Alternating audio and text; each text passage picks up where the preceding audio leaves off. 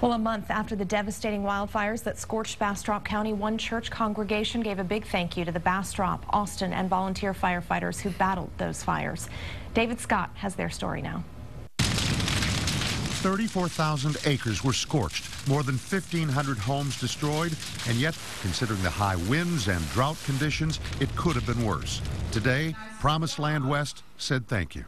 Today we wanted to thank these firefighters and first responders for putting their lives on the line, showing us what real courage looks like. Many of the men today were saving homes as theirs burned down. I don't understand that kind of courage, but I wanted to get them here today just to say thank you. And beyond today's tribute, these folks say they won't forget. Long after the ashes have cooled, the firefighters will long be remembered. Many of our children today are making cards for them.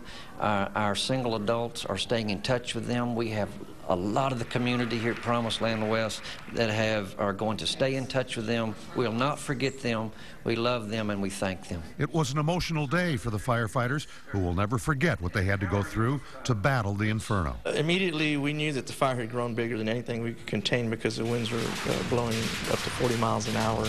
And so our focus turned to evacuation and saving people. We had several firefighters that actually had to put on their heavy structure gear and air packs and go through the fire to rescue other firefighters and citizens. And while feelings are still raw about what they went through, the firefighters say the thanks from the community will stay with them forever.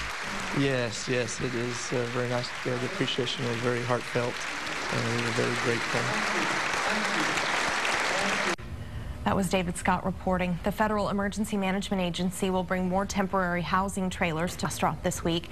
FEMA plans to bring in 100 of those trailers to disaster areas all across Texas. Of course, residents can live in those trailers for up to 18 months while they rebuild.